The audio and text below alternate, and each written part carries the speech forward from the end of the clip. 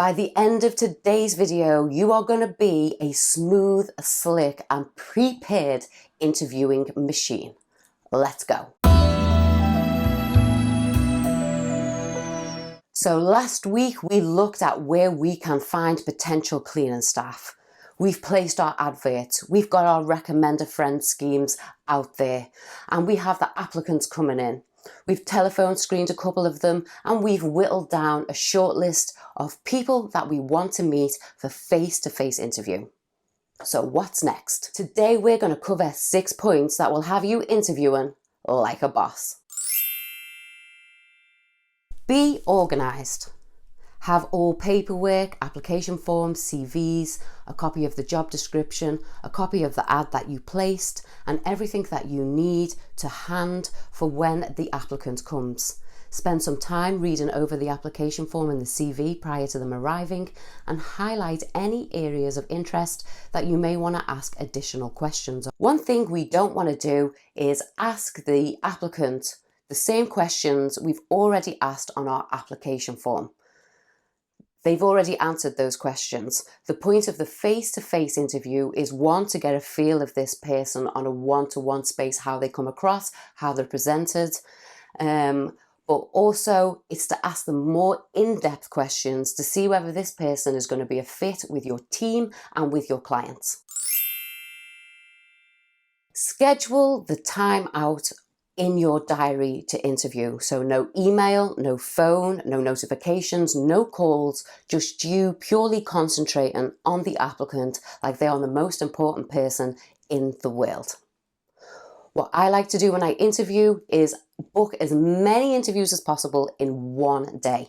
So I typically allow 30 to 40 minutes maximum for an interview, and then I have 10 minutes in between each one in order to allow me to prep for the next applicant that will come in. Have your interview questions and a scoring system designed before the applicant arrives. So think of all the questions that you are going to ask, and we're going to go into a couple of examples in just a second. And also have a scoring system. So based on punctuality, did they turn up on time? How were they presented? The standard questions, how did they answer? If you have set questions, it's easier to see the varying answers and which one is the ding, ding, ding, ding, ding correct answer you're looking for across all the applicants that you interview. Now we're going to look at a couple of questions to ask during your interview, the must-asks. The must-asks are things like, what do you know about our business? What is it that has attracted you to working for our business? One of the things that's very important to me when I interview is that the person is very aware of the company they're coming to work for. I love an applicant that's checked out my website, social media, and comes with a list of questions that they want to ask me. They are the ideal candidate for me. I have 12 red flags as part of our interviewing process. And if a person hits any of those 12 red flags, they are not getting employed by us because they do not match what are very fundamental for our team. One of the things that will guarantee you won't get a job by me is if you know nothing about my business. The skill questions. These want to be questions like, tell me what experience you've got with different types of cleaning equipment. What products have you used? What training have you had? You can also ask them questions like, what do you think the role of a domestic cleaner or a commercial cleaner entails on a day-to-day basis? The behaviour questions. Behaviour questions are a way for you to ascertain how that person thinks. So examples of this would be, if you broke something on a clean or you damaged an item, how would you react? If a client complained to you instead of direct to our office, how do you think you would handle that?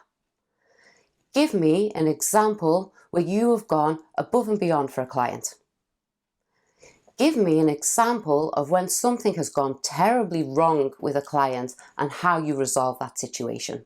The curveball questions. I like to stick random questions in my interview, so they can be anything from what's your favourite colour, to if you were any type of car, what would you be, to what is your favourite cleaning tip.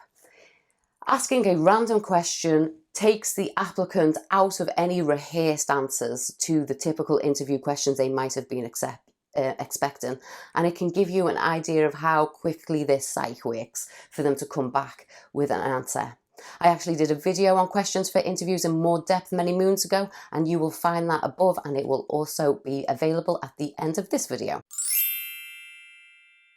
Write your notes down as you go and while they're fresh in your noggin.